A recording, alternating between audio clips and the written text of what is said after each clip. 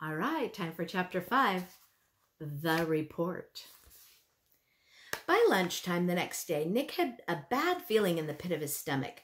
7th period was coming, and he was going to have to stand up in front of Mrs. Granger's class. The eyes of everyone in class would be glued to his face, and Mrs. Granger's eyes would be cranked up to maximum punch power. He looked over his notes again and again. The first English dictionary, the growth of the English language, William Shakespeare, words from French and German, new words, old words, new inventions, Anglo-Saxon words, Latin and Greek roots, American English. It all became a big jumble in his mind. And his grand plan from the night before, in the harsh fluorescent light of the school day, it seemed impossible. What is it with clocks at school? When you're planning to go to a carnival after school, the clocks in every class practically run backwards, and the school day lasts for about 3 weeks. But if you have to go to the barber or go shopping for clothes after school, zip, the whole day is over before you can blink. And today, after lunch, periods 5 and 6 went by in 2 ticks. As the 7th period bell rang, Mrs. Granger walked into the classroom, took 4 steps to her desk at the side of the room, flipped open her attendance book, glanced at the class, and made 2 little check marks. Then, looking up at Nick, she said, "I think we have a little report to begin our class today. Nicholas?" 15 seconds into 7th period, and Nick was on stage. This lady plays for keeps, Nick thought.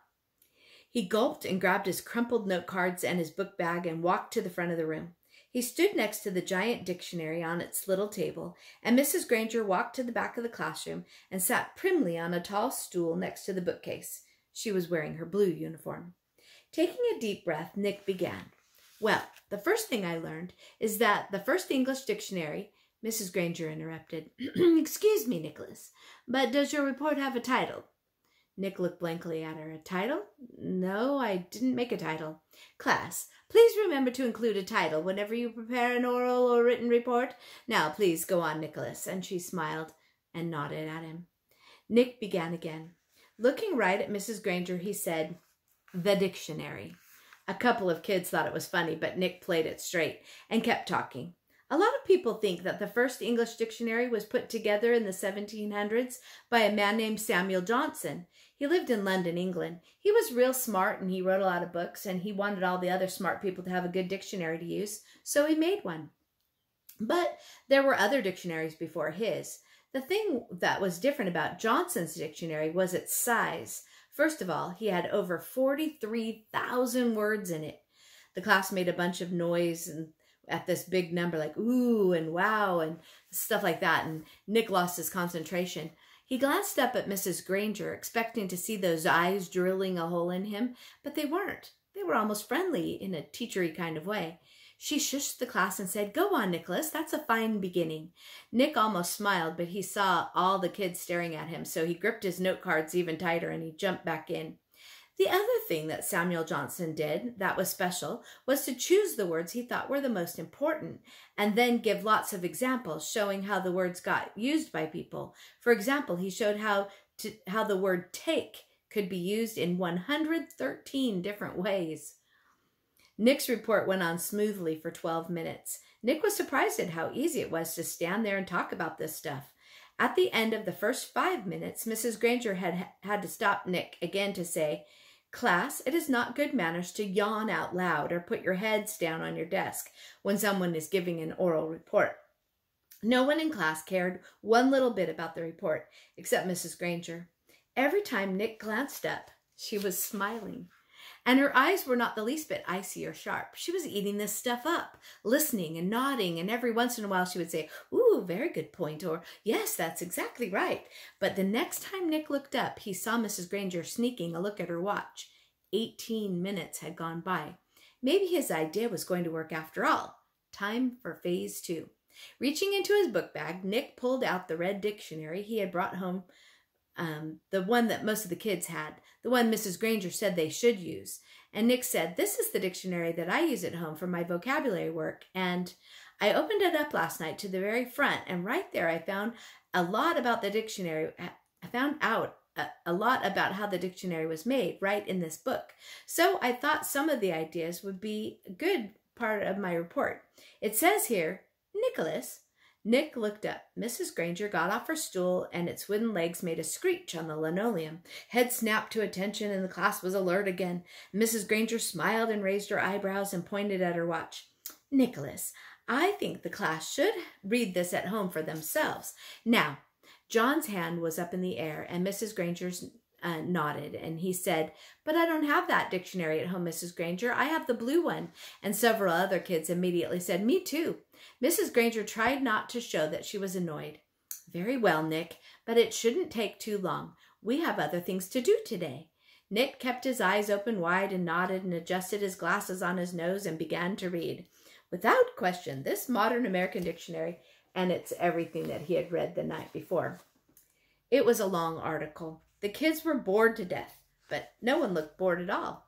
Every kid in the room knew now that the period was more than half over, and that Nick's report wasn't just a report. It was one of the greatest time wasters that he had ever invented. Mrs. Granger knew it too. She had edged around from the back of the room to the side near the windows. Nick glanced up at her now and then as he read, and each time Mrs. Granger's eyes clicked up to a new power level. And after 8 minutes of Nick's nonstop reading, her eyes were practically burning holes in the chalkboard behind him. There were only 10 minutes left in 7th period. When he took a breath to start a new paragraph, Mrs. Granger cut him off. That's a fine place to stop, Nicholas. Class, let's all give him a round of applause for his report. The applause didn't last long.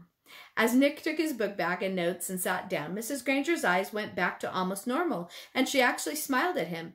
Although your report was a little bit long, she paused to let that sink in. It was a quite good one. And isn't it fascinating that English has more different words than any other language used in anywhere in the world? She pointed at her large dictionary. That one book contains the definitions of more than 450,000 words. Now, wasn't I right, Nicholas? All this will mean so much more to you since you learned it on your own. Mrs. Granger was beaming at him. Nick sank lower in his chair. This was worse than writing the report, worse than standing up to give it. He was being treated like a teacher's pet, and he had the feeling she was doing it on purpose. His reputation was in great danger, so he launched another question. He raised his hand, and he didn't even wait for Mrs. Granger to call on him. Yeah, but, you know, I still don't really get the idea of why words all mean different things. Like, who says that D-O-G means that thing that goes woof and wags its tail? Who says so? And Mrs. Granger took the bait. Who says dog means dogs? Dog? You do, Nicholas. You and I and everyone in this class, and this school, and this town, and this state, and this country. We all agree. If we lived in France, we would all agree that the right word for the hairy four-legged creature was a different word. Chien. It sounds like she-en. And it means what D-O-G means to you and me. And in Germany, they say Hund, and so on, all around the globe. But if all of us in this room decided to call that creature something else, and if everyone else did too, then that's what it would be called. And one day, it would be written in the dictionary that way. We decide what goes in that book. And she pointed at the giant dictionary, and she looked right at Nick. And then she smiled again. Then Mrs. Granger went on. But of course, that dictionary was worked on by hundreds of smart people for many years. So as far as we are concerned, that dictionary is the law. Laws can change, of course, but only if they need to. There may be new words that need to be made, but the ones in that book have been put there for a good reason. Mrs. Granger took a look at the clock. 8 minutes left. Now then, for today you were to have done the exercises beginning on page 12 in your Words Alive book. Please get out your papers. Sarah, will you read the first sentence and identify the mistake that was made and how you've corrected it? Mrs. Granger jammed the whole day's work in the last 8 minutes. A blur of verbs and nouns and prepositions, and yes, there was another homework assignment. And Nick didn't try to sidetrack Mrs. G again. He had slowed her down a little, but had he stopped her? No way. She was unstoppable, at least for today. We're going to stop there.